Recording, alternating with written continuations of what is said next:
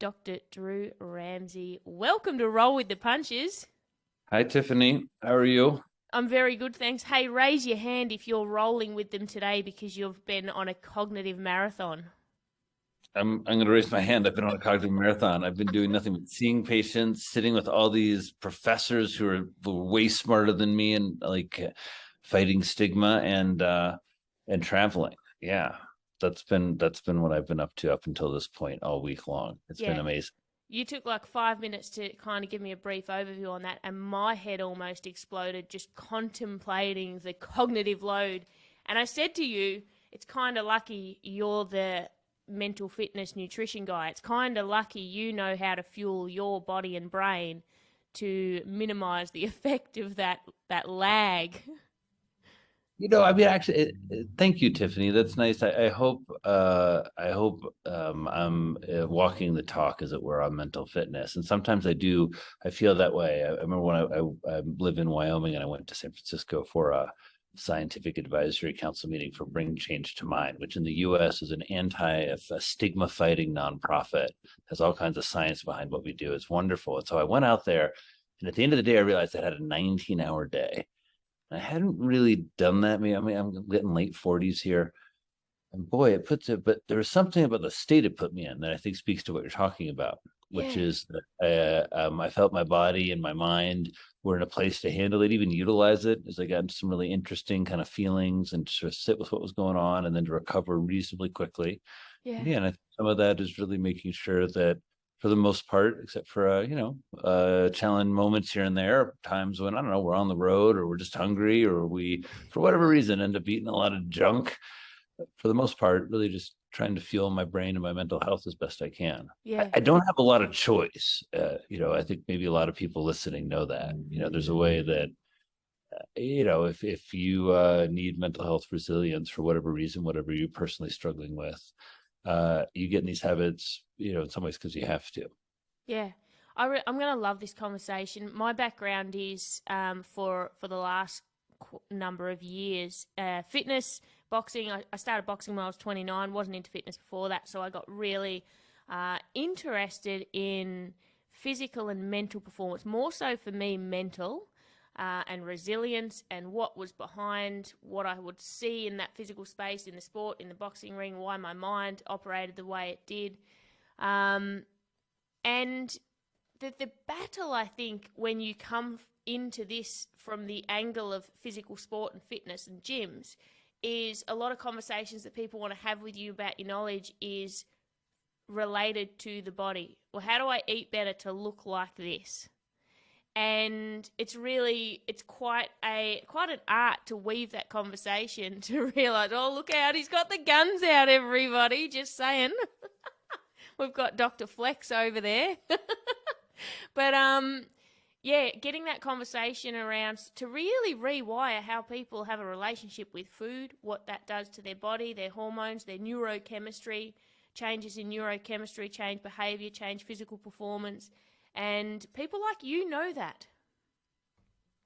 Well, I hope to contribute to that conversation. I think there are a lot of high performance individuals, like yourself, who engage in some things that, I wouldn't say are the kind of endpoints or targets that as a physician and a psychiatrist I'm going for. There's a reaction time, there's a mental focus, right? You got to get punched in the face and like quickly respond. I mean, like I don't know anything about that, right? But and so I think there's a level of performance that people are looking for from their physical health that is a mental health clinician and as someone who's interested in that inner space and inner world. I kind of have the same notion about my mental fitness. So, you were noting a little bit of my schedule, or sometimes when people hear for any therapist, a solid day, sometimes you're sitting and listening for 10, 12 hours in a row. Mm. And you're listening to the hard problems of human existence. This is not 2 + 2. This is not take 10 milligrams of this or that and it's all good. High fives, like mental health better. Mental health is hard and fascinating and requires mental fitness. And so how do you build that? How do you build emotional tolerance, emotional awareness? And I do think it's just like a gym. As you use this phrase, mental fitness, that's really what our clinic and our group of clinicians and healers has moved towards.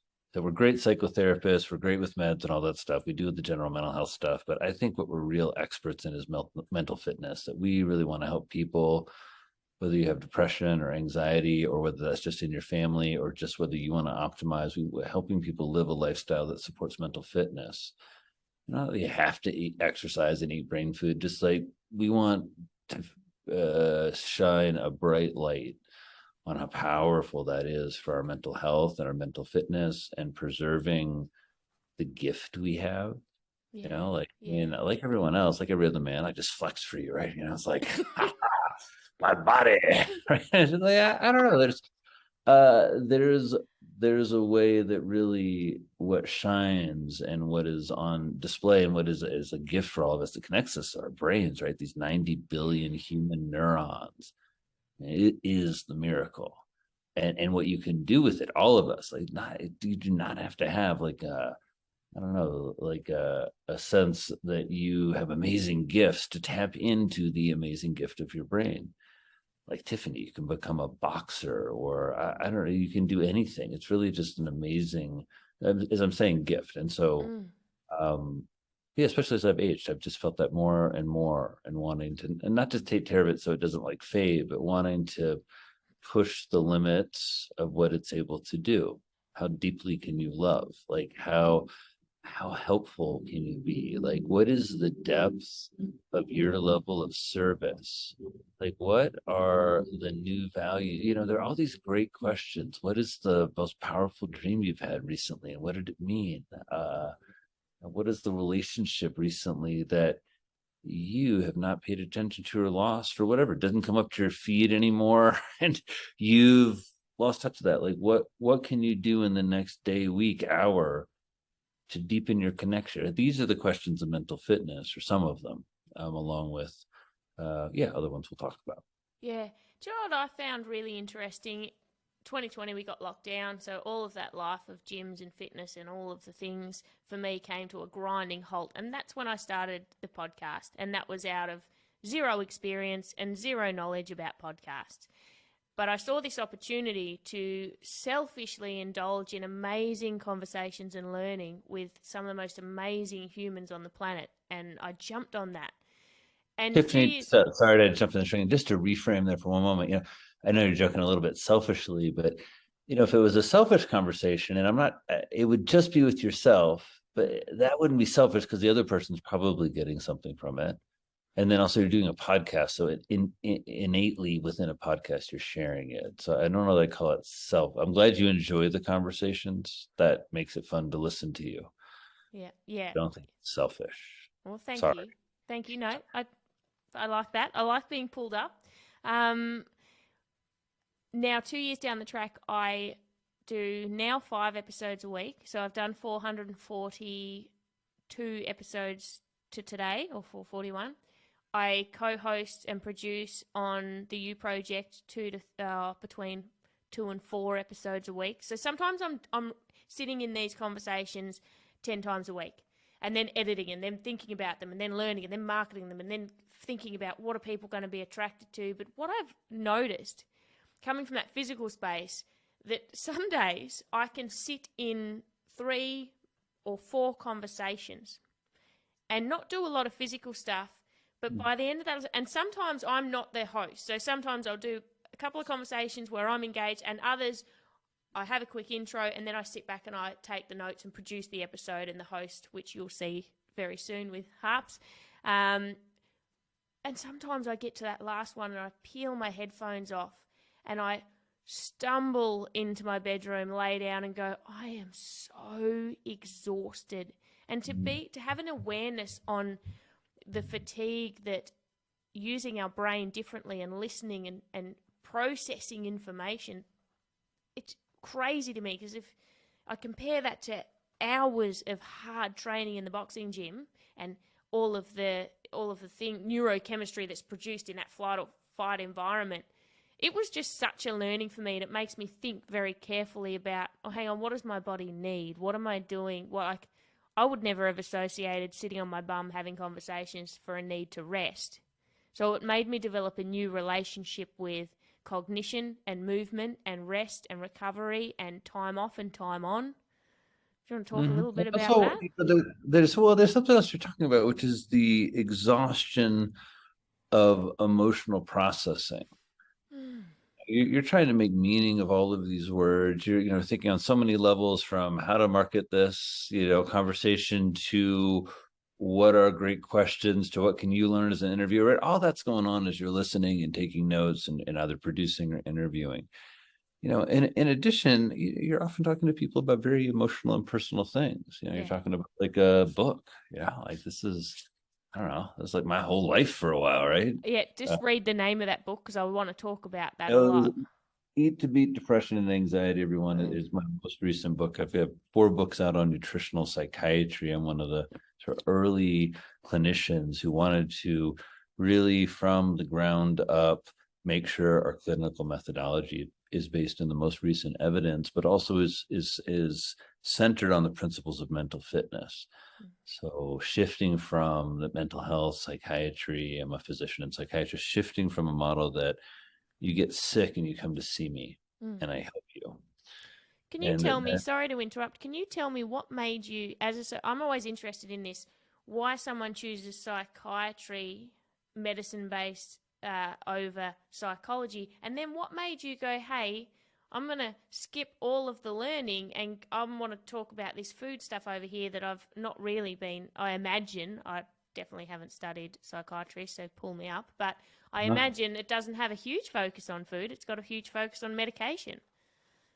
that traditionally has been true. I trained and am still on the faculty at Columbia University College of Physicians and Surgeons, and I trained there and started in 2000 to 2004. It was a 4-year training program in America after 4 years of medical school, after 4 years of college. And the focus there are a few programs still, and in the United States, you have to be a psychiatrist, you have to show competency in 5 different therapeutic modalities. Medication's one of them.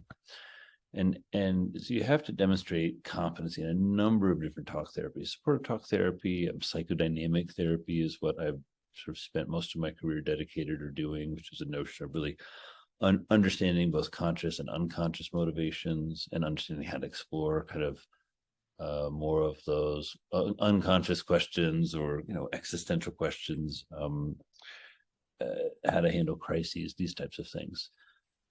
And so, yes, why did I choose psychiatry? One, I was really fascinated with the neurochemistry of the brain. And that's probably where nutritional psychiatry seemed to me like something in some ways was very basic, right? The basic nutrition of the human frame. I wouldn't say it's simple, it's incredible and complex, but if you get down to it, you need to find, in my opinion, you need to find foods, not supplements, but just foods that have the most of the most important nutrients per calorie. And it leads to a set of questions which I've tried to answer.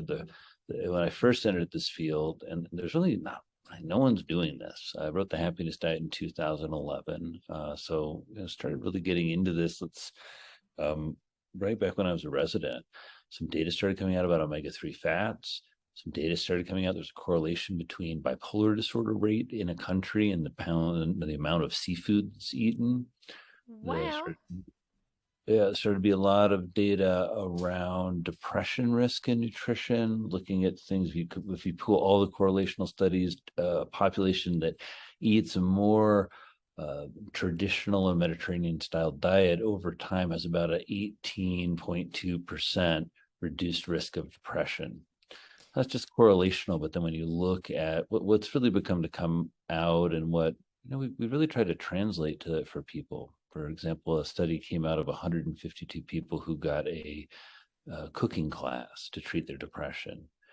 And Wow. it found that their depression rating scores dropped by 45%. Actually, they were able to not only get much better, going from extremely and severely depressed to mildly depressed, but also that improvement was maintained for 6 months. And so a number of trials very recently, we're talking 2016, 17, really recently, have shown a few things that have never been shown in the scientific literature before. Show some of the stigma and the bias out there. One is that patients who are struggling with mental health disorders like depression can be helped by nutritional interventions and can adopt nutritional advice. So it's not just we say, hey, eat more olive oil and plants and nuts and seeds. It's that you can measure with widgets that patients are actually doing this. And then in doing that, you can see in college freshmen, there was a study that improving the Mediterranean diet of a adolescent male, college freshman guy, uh, by 8 points, it's a fairly significant change on a Mediterranean diet scale. It's a 14-point scale, so big change. But you get a 20-point change, decrease on their Beck depression rating scale, one of the kind of formal rating scales, and you get that in a matter of weeks. And so, even if that's not, let's say, a perfectly robust finding, there's been some really strong findings. About a third of patients going into full remission when it comes to their depression, with a switch over to, most of this being studied as a Mediterranean style diet, but I think we should just call it a traditional diet. It's basically getting off of processed and ultra processed foods and eating whole foods. Yeah, that's a long way to. Why did I become a psychiatrist? Because the biology of the mind and human consciousness is incredible and fascinating. The idea that if you don't eat B12 for a matter of months, over time, you will become depressed, lethargic, and then you will become psychotic and demented and have irreversible brain damage. If you don't eat enough magnesium, your risk of depression shoots up. If you don't eat vitamin E, which, by the way, what foods do we find vitamin E in? It was like, well, I wrote my third book, Eat Complete, is I kept forgetting. And I found that none of us knew. Like, doctors didn't know, patients didn't know, trainers didn't know. Right? It's like vitamin E. Where do you find the vitamin E? Is one of the most important nutrients for our brain. Our brain mostly is made of fat, 60% fat. It's made of these very easily oxidizable fats, meaning that why fish smells so quickly, rancid, is because it oxidizes. Those are actually the fats that are 8% of your brain weight. These very oxidized, when we say omega-3 fats, and so we want to keep them from oxidizing. So we need fat soluble antioxidants. There are 4 vitamins that are fat soluble: K, A, D, and E. So you'd think like vitamin E, right? Very important, but none of us know where to find it. Everybody in listening, hand cream. I know it's in hand cream a and lot. hand cream, right? And that's why this is what's been keeping me young, is I've been eating hand cream, Tiffany. I'm glad I can say it now and be open publicly about it. I didn't know how it was going to come out. Don't That's hold my it secret. inside. Don't hold it That's my inside. secret. You It's just be hand. you. Yeah, that's so sunflower seeds, olive oil, avocados, barley. There are actually 8 forms of vitamin E in nature. There's both tocopherols and tocotrienols. We actually don't really know anything about tocotrienols. So there's an incredible array of nutrition in whole real foods. And I think that's the message that everybody listening, I want you to hear, is that, one, there's a tremendous amount of new science. That's why I became, another reason. I'm taking off all my reasons at Tiffany in a very loose way, why I became a psychiatrist. I love it. I was interested in meds, and I've always resonated with individuals who are severely struggling with their mental health. That's always been part of my family's narrative. That's always been something I've been around my whole life. And it's something that, when someone is having a psychotic episode, and maybe other people feel, as I used to feel, maybe a little, even with my experience, uncomfortable. I don't know. I just, I'm drawn to understanding what that is, and helping people who are having mental distress. And so I also think that there's so much stigma around mental health or disorders. I knew that early on it was going to force me to find a way to feel legitimate, one in medicine. Medicine doesn't often, it's changing. Actually, psychiatry residencies in America are like, I just heard they're chock full. They're like super popular. Somebody said we're like dermatology now, like super popular and hard to get into. But for most of our history, psychiatry has to battle for legitimacy. But I also felt that there was so much stigma, and that patients weren't maybe getting care, especially as we have been struggling to find the most solid evidence-based treatments. And we have medications that work, but people don't like them very much. Their efficacy has been hard to show at times.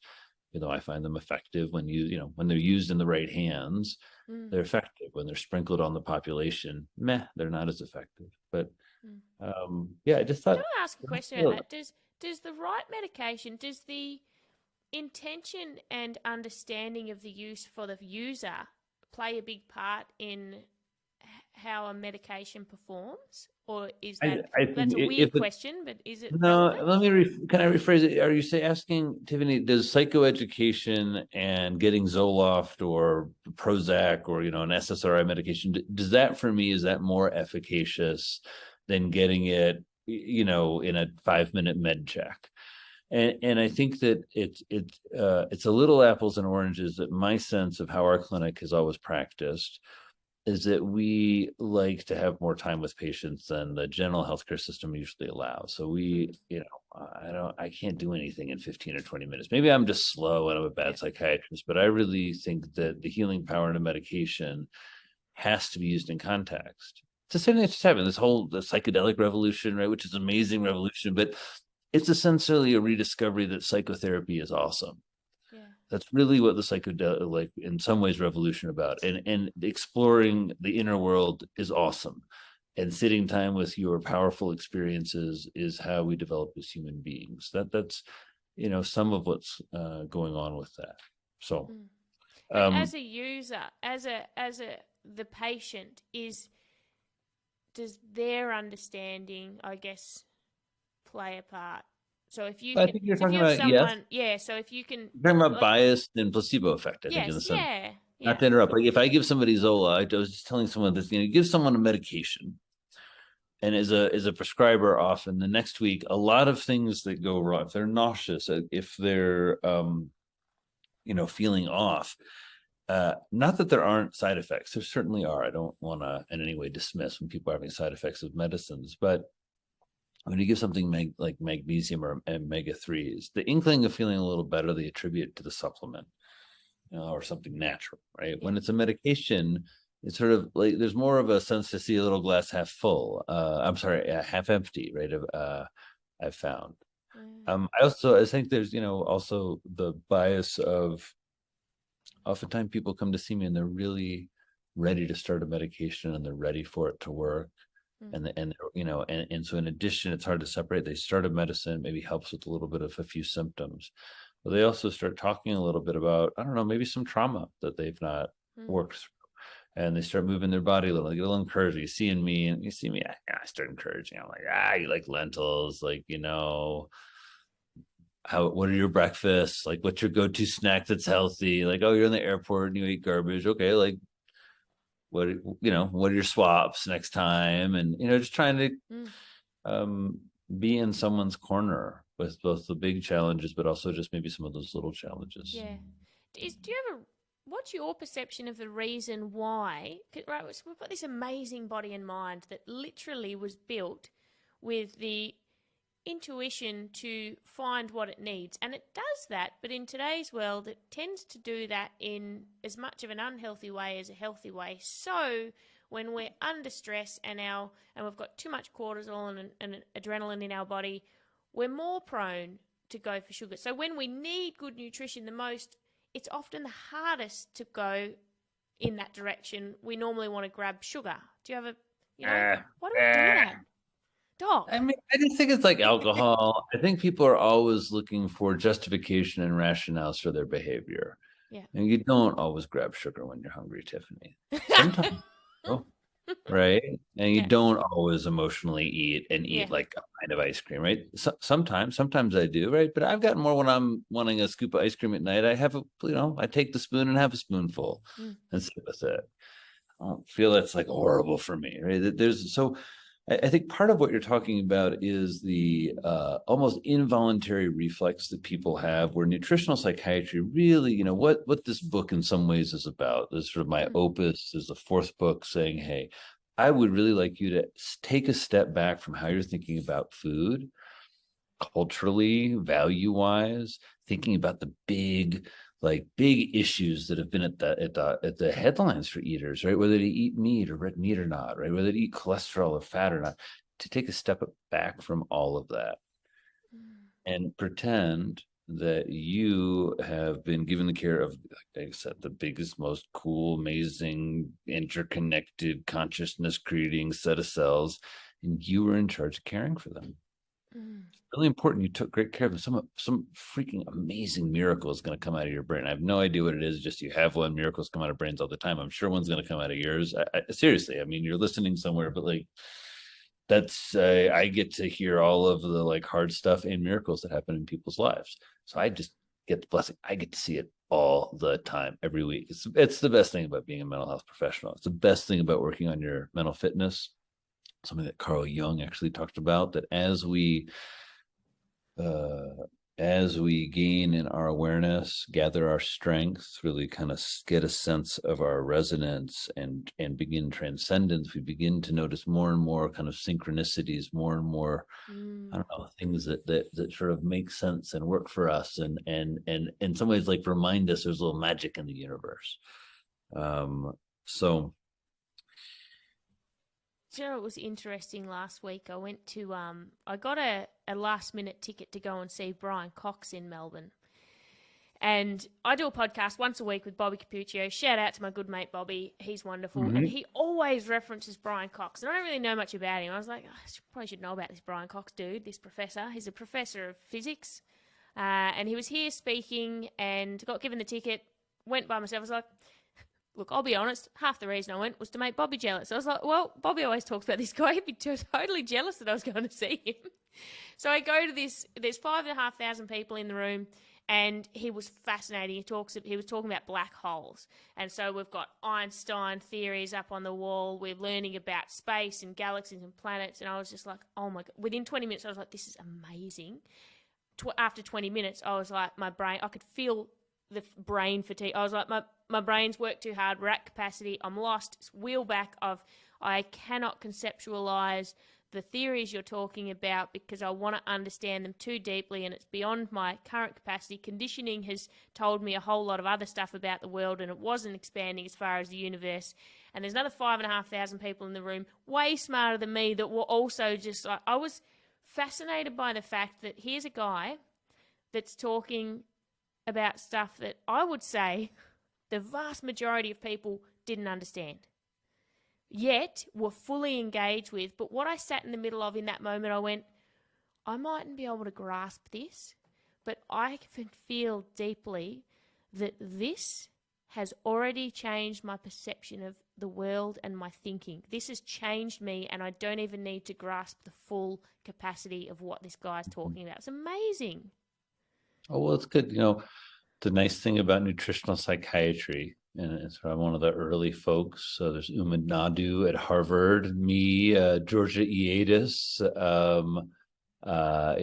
are not Chris Palmer, and then a lot of folks in Australia, more on the research side, Felice Jacka, Michael Burke, the Mood and Food Center. So really, a lot of work in nutritional psychiatry. But, unlike black holes, it's reasonably straightforward and easy to understand. We look at a set of nutrients. I wrote and published the antidepressant food scale in a paper that's open source called Antidepressant Foods with Dr. Laura LaChance, who's a Canadian psychiatrist and good friend and original brain foodie. And we asked the scientific literature a very simple question: which nutrients of the essential vitamins and minerals have a data signal that they either can prevent or help treat clinical depression? So this means you need to have some sort of, on the treatment side, a randomized trial, right? So for example, if you give people an SSRI antidepressant and give them magnesium, and also gives them zinc, they get a little better, a little faster. There's some data even just giving magnesium has an antidepressant effect. So we took, there were 12 of these nutrients: magnesium, vitamin A, B12, the long-chain omega-3 fats, and iron. And we just asked, hey, what are the foods that have the most of these per calorie? With the idea that we want to build, again, what's called the nutrient density, right? We want to build a diet around foods that have the most of these, that have the most B12 and the most magnesium and the most vitamin B6 and B9. And we don't really know that, a lot of us as eaters. I didn't know that. My third book, Eat Complete, really goes over the 21 most important nutrients for brain health. But not all of our favorite brain foods are on that list. But what the list of plant and animal foods on the antidepressant food scale teaches are around food categories. It's not. I love kale. I have a cookbook about kale. Kale's amazing. Kale's a low oxalate green, just to say that out loud, because there's a lot of misinformation spreading around the wellness world about leafy greens. Yeah, explain that. Well, there's a big misinformation campaign driven by, it seems, no data. For example, a cup of decaffeinated coffee has more oxalates than a cup of kale. But people who are selling decaffeinated coffee for some reason are talking about kale having a problem with oxalates. There's actually a Polish study that said that coffee is one of the main drivers of things like kidney stones. When you put people on a low oxalate diet, you give them kale. So it's hard for me to explain it. There was a lot of misinformation. Part of it was backlash. I helped promote kale. I worked for the Kale Mafia for a number of years. I can't talk about that, Tiffany, especially on an international podcast, and reveal some of those secrets. But let's just say I have been to the largest kale field in America, and I've stood there in all of its kale glory, and felt the power of leafy greens on our health. I've also seen the then misinformation, right? People liking to make claims that kale contains toxins, that kale contains anti-nutrients, that kale is an animal food. One, it's culturally, I would say, inaccurate. Right? Colcannon is an Irish dish. It's the Irish, the famine. It's not just potatoes. It was potatoes mixed with kale. Actually, I think kale is the Irish word. There's a kale garden, or the kitchen garden, where you have kale. And one of the things about kale is quite amazing, unlike other things like broccoli, for example. Broccoli, if you've ever grown broccoli, it's like you grow this plant for freaking ever. Like 60 days later, you're like, thank you. And you get a little crown of broccoli. And it's delicious. That's it. Like, that's it. And then the rest of the plant's like, hey, and nobody eats the stems of broccoli. They're delicious. Nobody eats the leaves of broccoli. I mean, but with kale, right, you keep getting leaves and leaves. It's a much more efficient plant, in terms of just. Anyway, you asked me why is kale, the misinformation about it. I don't know all of the origins of that, but to get back to the notion of nutritional psychiatry, leafy greens is a food category, sort of things like rainbow vegetables, easy way to look at your plate, right? They're a set of a variety of colors. These represent different phytonutrients that have different functions. They're not antioxidants. People are like, oh, they're antioxidants. Stop thinking you eat antioxidants. It's not how it works. Like you're dropping everything you eat into a acid bath. That doesn't matter that they're antioxidants. It's like not like, and because they're signaling molecules, right? If you look at a variety, look at their like hesperidin and citrus, it binds to the opioid receptor. It's part of that kind of mellow feeling. Probably when you look at things like sulforaphane or quercetin, they bind receptors in our liver and cause a ramping up of detoxification enzymes. When you eat, carotenoids, like some of them you make vitamin A out of. Some of them you transport to the brain. Some of these, like the anthocyanins, the blue, or everyone's like, oh, blueberries, those actually forever people are like, oh, they're so good for your brain. They're so good for your brain. That's not true. They don't even go to your brain. Oh, I'm totally buying your books, Drew. Like, you know what's good for you, Tiffany, is because there's this paper in Nature. At least is what we think now. Who knows? It's all evolving, right? yeah. But now that when you think about me as a psychiatrist, I want you to think differently. Like when you come to our clinic, like I want, along with all of our talk therapy, all of our, as we're beginning to explore the psychedelic space and helping people in that way, as we're beginning to, continue to teach at the Mental Fitness Kitchen and offer cooking classes and that kind of stuff. At the heart of it, we're really wanting people to do things like eat more fermented foods. And the reason is the science has changed, right? That I don't think about like, exactly around the notion of like, you have a chemical imbalance that I'm going to fix. I think much more of, you've probably not been eating fermented foods. You may not have been eating a lot of seafood. You might have been eating a lot of processed foods, and in adjusting, think about these as like levers of your mental fitness and health, and adjusting those, we begin a journey together. And I don't know where it's going to end. It's not linear for most people. But the idea is to really partner with you in the various aspects of your life to really help you optimize how your mental health is serving you. Mm. I'm going to ask you a couple of rapid fire questions. Okay. I'm just going to give, you don't have to give too much context, just kind of a which one you prefer, or is there a quick answer? Carnivore versus vegan. If someone comes to you and goes, I'm not going to negotiate, I'm either going to do the carnivore diet of only eating meat, or I'm going to go vegan, which one's better for mental health?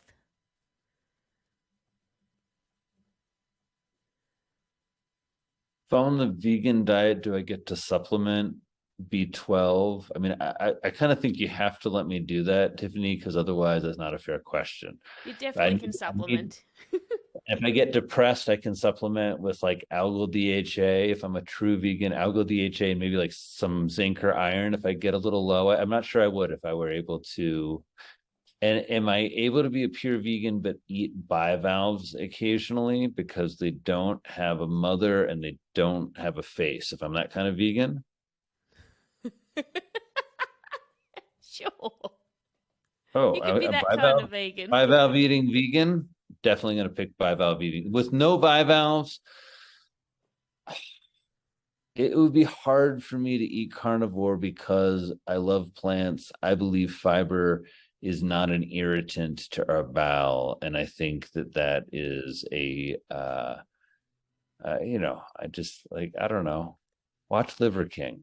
Just watch and sit with it and touch Liver your King. heart All and right. think if that is the vibe that you want in your life. And then think about me and think about whether this is the vibe that you want to get in touch with. And I think that helps you maybe choose your diet. I think there's an aggressivity to diet now where I'm really Mm. hoping that our work helps people find the Eat to Beat Depression, one of my favorite chapters, chapter 6. Ask people to take a step back and then step forward with new science. Think about inflammation, the microbiome, think about neuroplasticity, right? Tonight at dinner, are you eating for neuroplasticity? I am now. No, neuroplasticity for everybody, so we're on the same page. That is the new science that your human adult brain continues to grow. When I finished medical school in 2000, they're like, Dr. Ramsey, you are a doctor of the future. I was like, I'm a doctor of the future. We were not doctors of the future. They did not teach us that. They were like, Ramsey, your brain stopped growing years ago, obviously, and you need to be very careful, young man, because the cells start dying and it looks Oh. like, and they just kind of shook their head and were like, be careful, Ramsey. It was horrible, right? Then, thank goodness, there was a lot of new science by a lot of brilliant neuroscientists telling us, hey, the human brain continues to give birth to new brain cells. The human brain continues to make all these new connections. That's how we learn. And the proteins that we code for this, we each have 2 copies, Tiffany, in our DNA of BDNF, brain-derived neurotrophic factor. I've got these actually illustrations in the book. Obviously, I don't think I can whip the BDNF here around some of these ideas like neuroplasticity and BDNF, and the notion that things that we do every day in our life, how we sleep, filled full of these great illustrations by uh, a German graduate student, actually. But this is when I say, are you eating for neuroplasticity? There's a set of rules, and essentially about the types of food that help us promote brain growth, brain repair, that help keep us lean and fit and in a healthy weight. And it's not what most people are eating. And I think, I hope people feel an invitation, not just that this is nutritional psychiatry is around, you have depression, so you start eating this way and it all gets better. Like that, certainly my hope is that people with depression get incredible relief from our work. But it's much more so that depression is the most disabling illness on the planet. Yeah. And every single person here is going to be touched by the illness of depression in their lifetime. You're either going to have it or somebody that you dearly love is going to have it. And most people listening, know exactly what I'm talking about. They've had a touch with it, right? So us thinking about our lifestyle choices in all the ways that we intuitively know we can insulate ourselves from these mental illnesses we all have to engage in. When we talk about the mental health epidemic, we cannot be passive about this anymore. Like, we all need to walk arm in arm, right? Anytime I see somebody walk by or run by, I kind of feel that somebody who is sent from the universe to me, inspiring me to move my body. Yeah, it's one of the reasons I love living in New York, is I get out there with my negative thoughts about how old and slow and out of shape I was, right? And then I'd get passed by, like, some grandma hustling along, right? And then I'd all of a sudden start, and I'd be in, and you'd feel that pull of the community. Yeah. You'd feel that pull of the group all trying to be healthy, and it was great. And Yes. so, yeah, this is a long-winded way of saying, I hope tonight when you eat, you think about feeding your brain cells, and you think about the key food categories. More seafood. Seafood is easy. Sardines, anchovies, wild salmon, the bivalves, mussels, clams, and oysters. Those are 3 of the top 5 animal foods on the antidepressant food scale. And the reason is that clams are the top source of vitamin B12. There's the largest, like folate, vitamin B9 is like this big. Vitamin B12 is like 4/5. It's this huge, the biggest B vitamin by like 3 or 4 times. Huge. And that's why when she asked me vegan or carnivore, I had to give me the bivalves, because if she lets me eat clams, I'm a clam eating vegan. I think that's probably the lowest environmental impact, most brain nutrient dense diet you could eat. I'm trying to think what I miss. I'd miss eggs, to be honest. And I think eggs, by the way, very synergistic food system. I have raised chickens, loved them from an egg, taken it out of the nest, incubated it, watched them, helped them break out of the shell, and then eaten those chickens' eggs. So it's a really wonderful, yeah. Eggs, I would want to also argue I could put eggs on my vegan diet, because the way that I do eggs, and chickens bring so much love into my life, and I put so much love into my chickens' lives. Back when I had chickens, that was one of the most spiritual experiences I have with food, is raising chickens and having eggs. So now you've made me egg eating, clam eating vegan. We're almost back to that No, Mediterranean I'm diet then. I missing. think I'm we've missing cheated. one more thing. No, I'm missing one more thing. And like, you can do this in a vegan way. It's just I love goats. I really do. And I You know I can do do. this in a vegan way. But I don't. I don't. I'm having a hard time. Like, I appreciate. I really do. I appreciate the vegan concern about animal welfare. I think a lot of carnivores and meat eaters don't sit with that. Right? A lot of people talk a lot about meat. They talk a lot, big game about their carnivore diet. A lot of them have never killed an animal or butchered an animal or been to a feedlot or been to a farm. Right? And I haven't done all of those. I guess I have done all of those things. But I would consider myself in any way an expert, but not to be in any way self-righteous. I just think that there are people, like my friend Brian Mayer.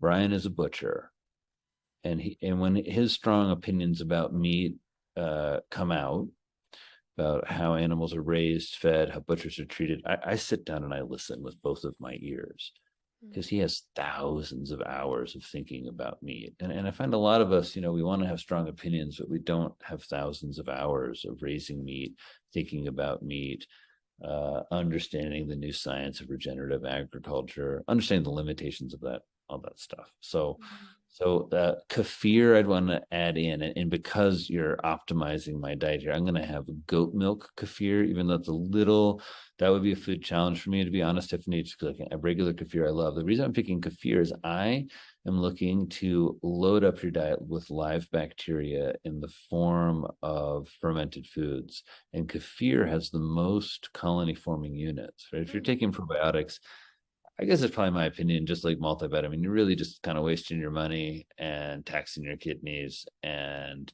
taking a lot of pleasure in your orange pea. It's like, go crazy. Like, no judgment. Like, I love, like, when my peas funky colors, I'm like, that's wild. Like, sure. But I like my kids feed me a multivitamin every now and then. I also think it's kind of fun. So yellow, right? So it's niacin is what that is. But anyway.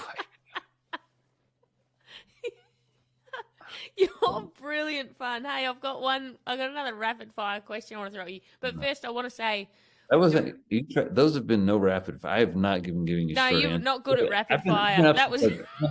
I've been up since 4 a.m. I've been on 2 planes today, and I've seen like 6 patients. So I just want to apologize. I hope this has been fun for everyone. I asked everybody to really eat for brain health, and I've demonstrated, like, as Tiffany said at the beginning of this podcast, this is a brain that has been taxed. This is a no brain. We've gone relentless on a Okay, taxed let's system. do your power round here. I want to hear them all. I'm going to give you a 1 or 2 sentence answer. Well, that's what you said last time. That was 20 minutes ago. I didn't.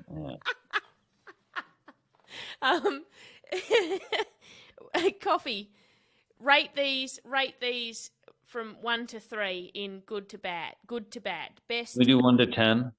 No, because there's 1 only to 3 3. of them. There's only All 3 right. of them. So you got to All say right. what you. Coffee. Yes. I thought it was Decaf. 3. Coffee, decaf, or no coffee at all. Coffee. And then decaf or no coffee. Yeah, I mean decaf. Decaf is like low caffeine coffee. I like the taste and the stimulation of coffee. I find caffeine and the dopamine it gives me to be a good thing for my brain. I'm very tolerant. Not everybody's that way. So I think for one of the things about nutritional psychiatry we emphasize is a real personalized approach, right? I don't mean to be teasing vegans. If you want to be a vegan, I love to treat you, right? Because my job, if you're a vegan, if I'm your clinician, the way that we approach this is that we want to help inform your values so you take care of your brain. So you want to be a vegan, great. We just got to make sure your B12 is good. We've got to think about omega-3 fats, especially for our patients, where you're thinking about, again, what are all the tools we have in our toolbox to help people with depression and anxiety? So I would throw, like, I wouldn't go to decaf. For me, it's teas is what's missing on that list, and it's what's missing most people. All the green teas, all the chais, all the Earl Grey. Children, vegans. So if families are animal activists and they are choosing to be vegans because of that, and they have children, do you have any recommendations around whether or not they bend the rules, or are they harming their child's potential or mental health potentially?